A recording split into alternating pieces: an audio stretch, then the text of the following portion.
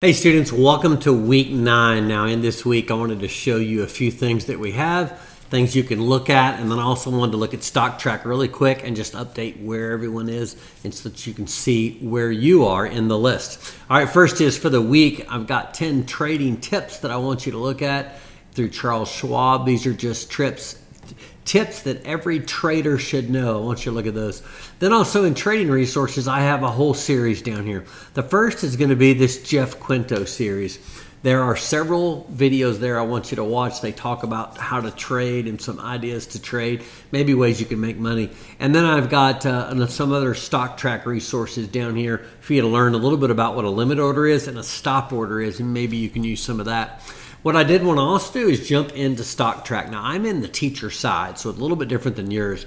But underneath portfolio simulation, you're looking at making a trade. That's how you get a trade started. When you click futures, you're going to end up with stock track making the trade, but you're going to look at information in the CME group to decide what to buy or what to sell. Now, as some of you remember from those that were in class last week, we went over this, but a buy is how you start off with a contract, and a sell or sets of contracts, and a sell is how you get out of that. That's called a long position. Buy it, then sell it. Short is going to be the other move where you decide to start off with a sell because the market's high and you think it's going to go back down. If it does, that's when you use cover to get back out. So those are the cycles that you have to use. So you start off with a buy or start off with a short, one of the two. If you start off with a buy, you get out by selling.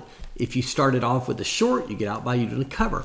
And then below you pick the contract. And so if I were to say I want to start with a short on, let's say, petroleum, that's one that moves quite a bit. That would probably be a bad move today with petroleum. In fact, if I did that, I'd probably do a buy position on petroleum.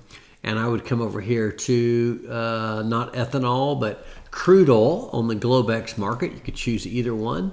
If you come through here, you're going to pick a date.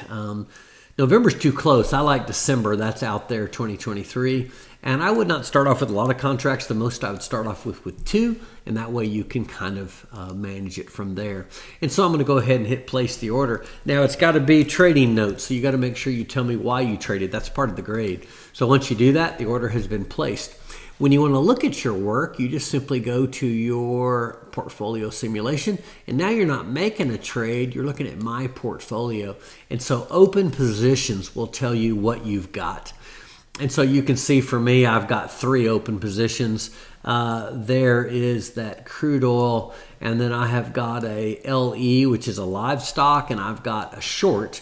-3 means you're shorting it of, and that's a corn contract. And it tells me kind of where I am with that on a P&L standpoint and how I'm doing. So anyway, that's kind of what you're looking at in yours.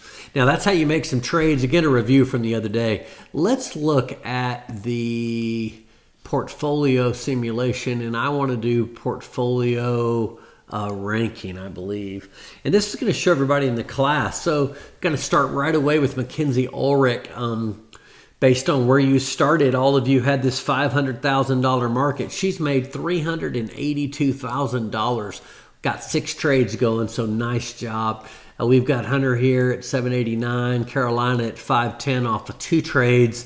Need to do a few more. And then we've got everybody else here with mostly 1 or 0 trades.